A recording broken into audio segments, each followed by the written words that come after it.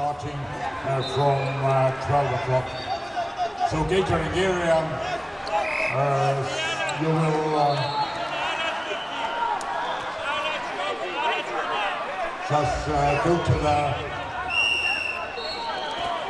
farthest corner of the hall, right-hand draw, and this will lead you into the huge white tent, which is catering area. So the tent is just located the courtyard of the Unibet Arena.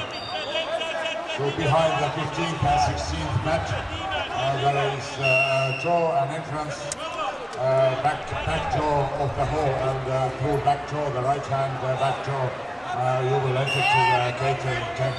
And once again, I repeat that lunch will be served starting from the 12 till 2 o'clock p.m.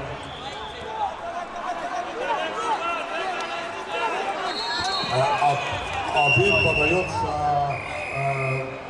с 13 до 2 часов. И палатка питания находится задний выход из спортхола, задний выход за коврами 15-16 с правой стороны. Вы заходите в большую белую палатку, там находится наша столовая. Еще раз повторяю, обед подается с 12 часов 12:00 по 14:00 с 2 часов.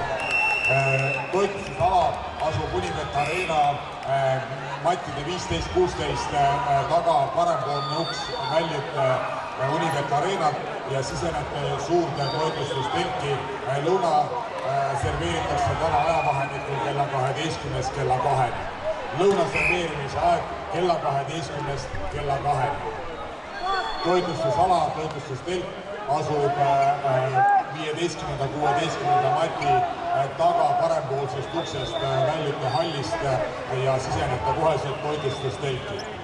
Lõunat serveeritakse kella 12-st 2-ni. Palume koristajat Matile Kuus, palume koristajat.